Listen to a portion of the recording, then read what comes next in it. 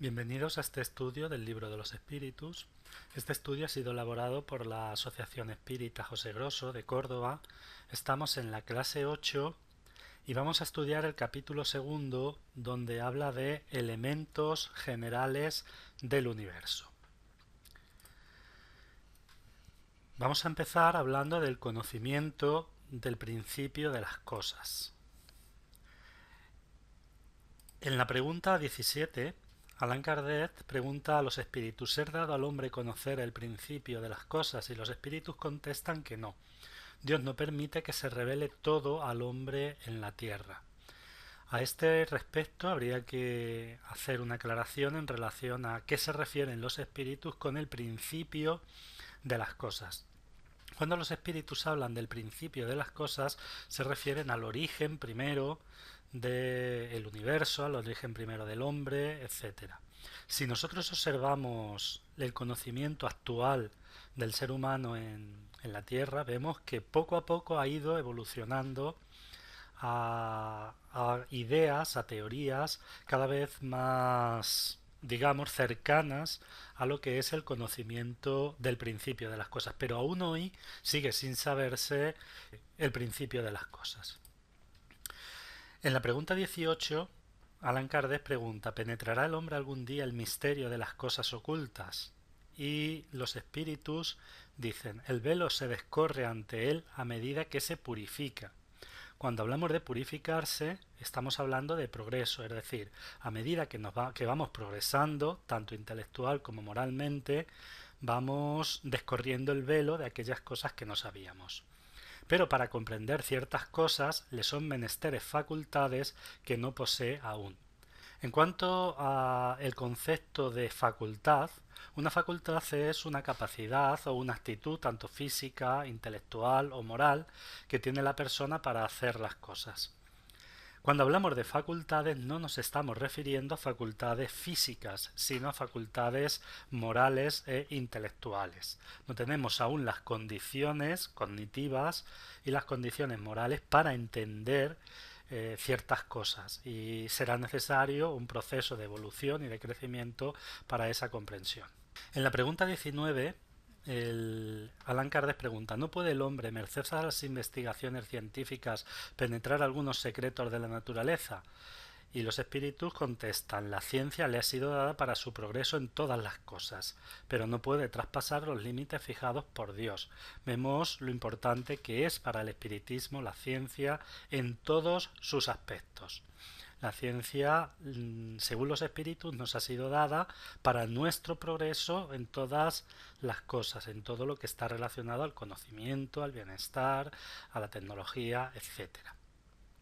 Hay un comentario de Allan Kardec que dice: mientras más dable le sea al hombre penetrar esos misterios, más grande debe ser su admiración respecto del poder y sabiduría del Creador.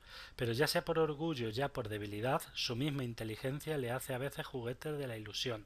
Amontona sistemas sobre sistemas y cada nuevo día le demuestra los muchos errores que ha tomado por verdaderos y las muchas verdades que ha rechazado como errores.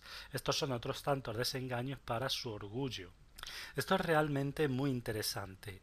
Cuando nosotros observamos la acción científica, vamos a ver cómo el hombre muchas veces nos gusta complicar el proceso y nos gusta de alguna forma añadir elementos que compliquen el proceso de la inteligencia.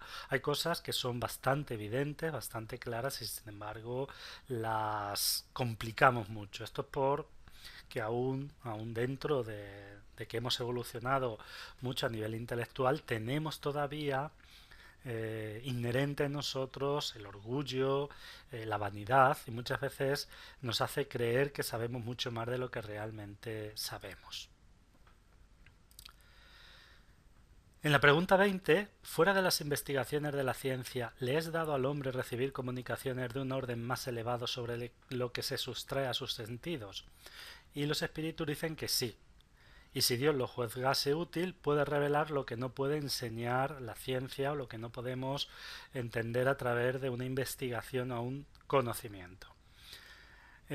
Allan Kardec hace un un análisis de esta pregunta y dice: por estas comunicaciones el hombre adquiere hasta cierto punto el conocimiento de su pasado y de su destino futuro. Estas serían las revelaciones de orden espiritual, las revelaciones que nos hablan de nuestra naturaleza espiritual, y a través de la reencarnación podemos tener un conocimiento de nuestro pasado, como dice Kardec, hasta cierto punto, es decir, podemos saber que hemos tenido un pasado y a rasgos generales cómo pudo de alguna forma haber sido ese pasado y cuál será nuestro destino futuro, que dependerá siempre de nuestro comportamiento de hoy. Entonces habría dos formas de llegar al conocimiento, de llegar a la verdad. Una es a través de nuestras investigaciones, a través del trabajo, a través del esfuerzo, a través de la ciencia, y otra a través de la propia revelación.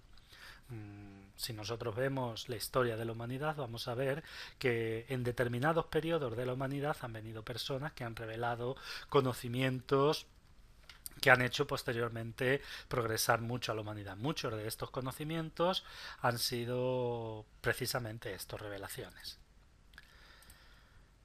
Aquí hay una pregunta del libro de los espíritus que es muy interesante, que viene un poco a colación de cuando estuvimos hablando sobre la existencia de Dios y cómo a través de los descubrimientos actuales de la ciencia podemos llegar a comprender la existencia de Dios.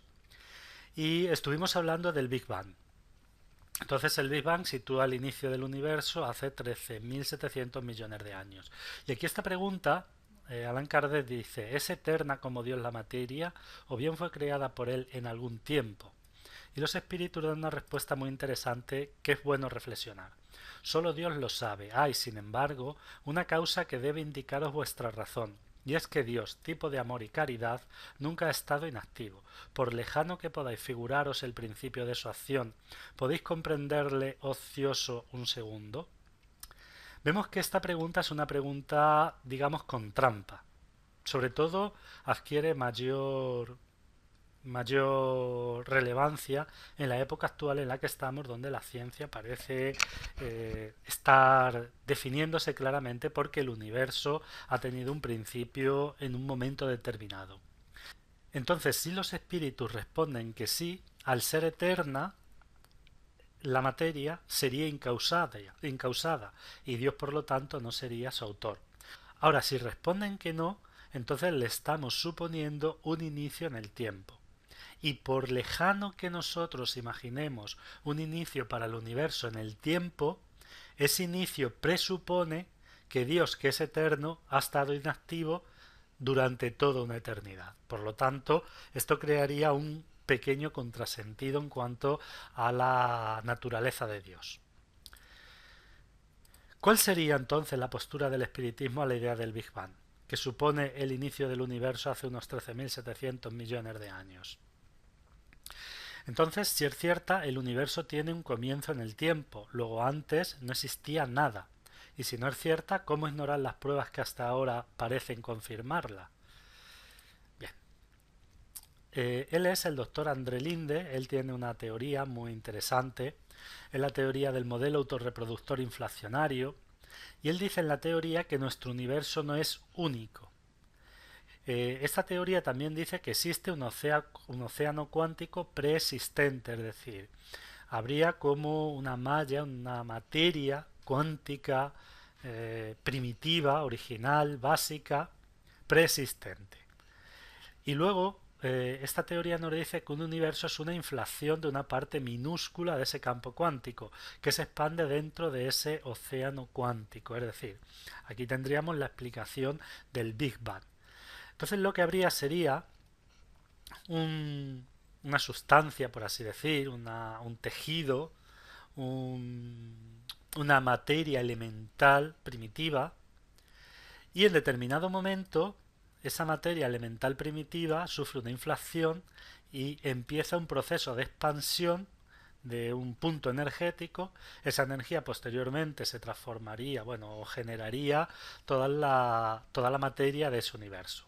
Esta teoría lo que dice es que existirían, por lo tanto, muchísimos universos. En realidad, según esta teoría, los universos o las posibilidades del universo serían infinitas. Seguimos. ¿Puede ser este modelo coherente con el pensamiento espírita? ese océano cuántico sería el fluido cósmico universal que nos hablan los espíritus y que veremos en la clase siguiente. Nuestro universo nace de ese fluido cósmico universal. Entonces, puede ser que nuestro universo sí tenga la edad que la ciencia le atribuye, porque nuestro universo no sería único, no sería el único universo, habría múltiples universos o multiversos. Entonces esta teoría sería bastante coherente con el pensamiento espírita y por encima de todo, lógicamente, estaría Dios, que es el creador de todo. Siguiendo, en la pregunta 22, Allan Kardec dice: generalmente se define la materia como lo que tiene extensión, lo que impresiona nuestros sentidos, lo impenetrable. ¿Son exactas estas definiciones? Y vean la respuesta de los espíritus, que es realmente interesante.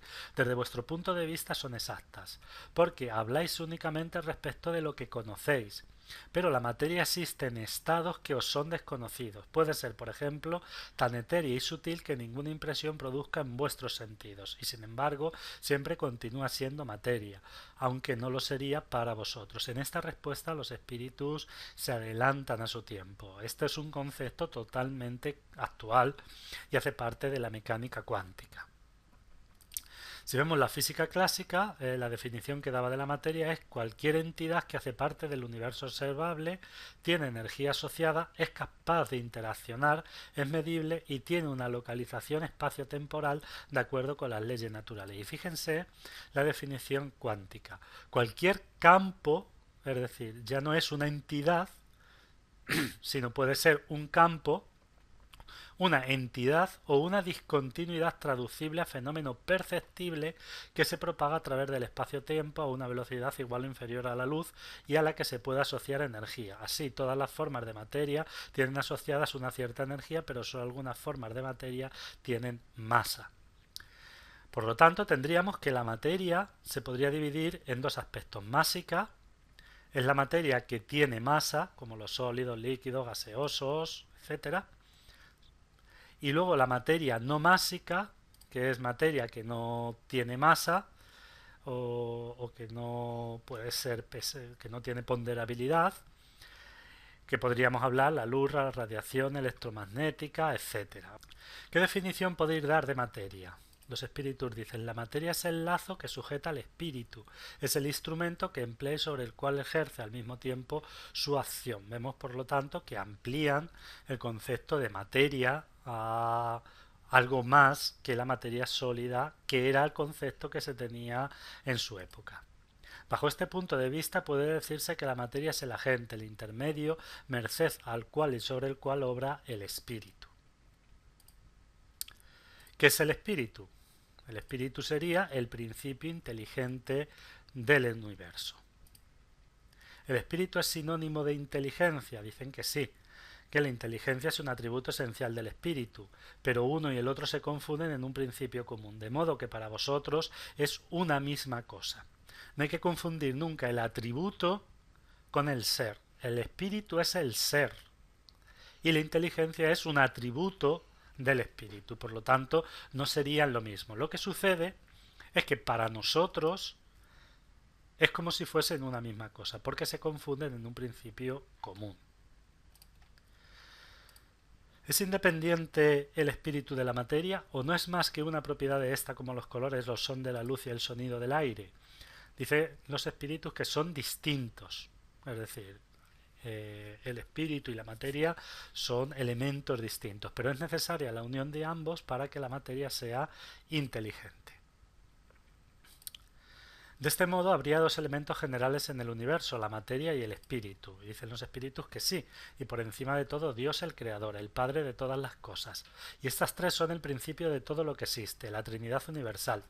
Pero al elemento material ha de añadirse el fluido universal, que hace las veces de intermediario entre el espíritu y la materia propiamente dicha, que es demasiado grosera para que el espíritu pueda tener acción sobre ella. Aquí estamos hablando del fluido cósmico universal. Esto lo veremos la clase que viene, pero hacemos esta mención aquí para terminar con este gráfico. Dios sería el creador. Dios habría creado los principios espirituales y materiales. El principio espiritual sería del que surgen los espíritus o seres inteligentes del universo, y el principio material sería toda la materia en sus diversos grados de agregación, sólida, líquida, gaseosa, radiante, periespiritual, etcétera. Bueno, dejamos aquí la clase y en la clase que viene seguimos con este tema, con el tema del fluido cósmico universal y de los dos principios espiritual y material.